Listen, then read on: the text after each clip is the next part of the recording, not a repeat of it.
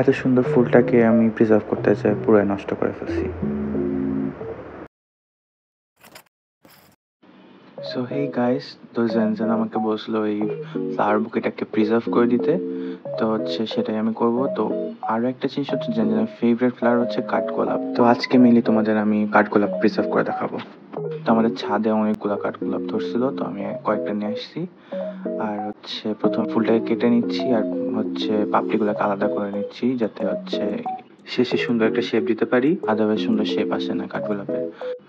তো এখন আমি ফুলের পাপড়িগুলা একটা বইয়ের মধ্যে চাপা দিয়ে রাখবো 3 দিনের জন্য। 3 দিনের বেশি রাখলে কালার নষ্ট হয়ে যাবে, আর 3 দিনের কম রাখলে শুকাবে না।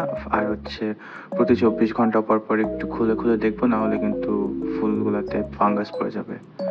তো এই যে আমি কিছুদিন পর পর খুলে খুলে দেখতেছিলাম, তো মোটামুটি ঠিকই ছিল colour. So the thing is, আমাকে ফুলগুলো কয়েকদিন পর পর চেক করতে হতো, যেটা আমি করি নাই, যার কারণে ফুলগুলার কালার একদম পুরো নষ্ট হয়ে গেছে।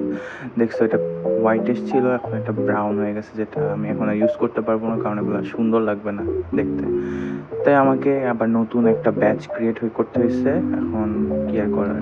এখন আমি একটু গ্লুয়ের সাথে একটু পানি, মানে যতটুকু গ্লু নিব ততটুকু পানি নিছি, নিয়ে তারপর একটু লিকুইড বানিয়ে নিছি গ্লুটাকে, যাতে ভালোভাবে অ্যাপ্লাই করা যায়। তারপর আমি ফুলটাকে একদম আগের শেপে নিয়ে আসলাম, প্রায় আগের শেপের মতো আর কি। তো ওইভাবে আমি আমার প্রিজার্ভড কাঠগোলাপটাকে আর কি রিশেপ করলাম। তারপর আমি এটা বইয়ের ভিতরে রাখছিলাম। আর তোমরা যদি এই ফুলগুলো দেখতে চাও কিভাবে বানাইছি, আর এই ফুলগুলো আমি কিসে ইউজ করছি সেটা দেখার জন্য আমার চ্যানেলের সাথেই থাকো, আর সাবস্ক্রাইব করো। বাই।